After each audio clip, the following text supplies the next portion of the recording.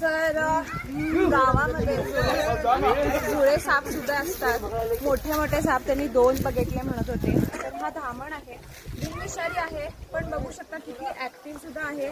आणि मगाशी मला बाईट करायला सुद्धा आला. मला थोडं दिसलं त्याचं स्क्रीन, पण तेवढं क्लिअर नाही दिसलं मला. तर असं ते टायरचं मध्ये बसलं होतं.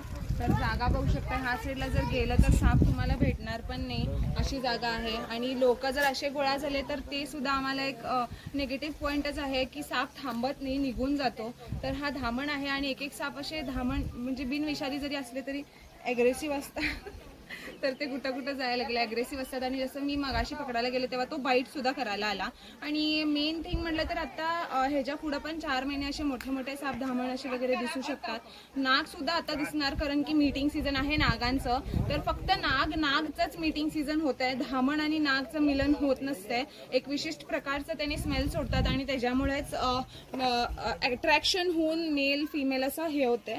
पण असं नाही आहे की धामण आणि नागचं मीटिंग सीझन किंवा त्यांनी त्यांचं अटॅचमेंट वगैरे होऊ शकतं असं. तर कसं वाटलं नक्की सांगा. आणि आजूबाजूला तुम्ही बघू शकता पुरे गावातले लोक गोळा झालेले आहेत. तर असं बघायला बरं वाटतंय, पण ह्याच्यामुळे एक निगेटिव्ह पॉईंट सुद्धा आहे की आम्हाला साप भेटू पण शकत नाही. तर धन्यवाद.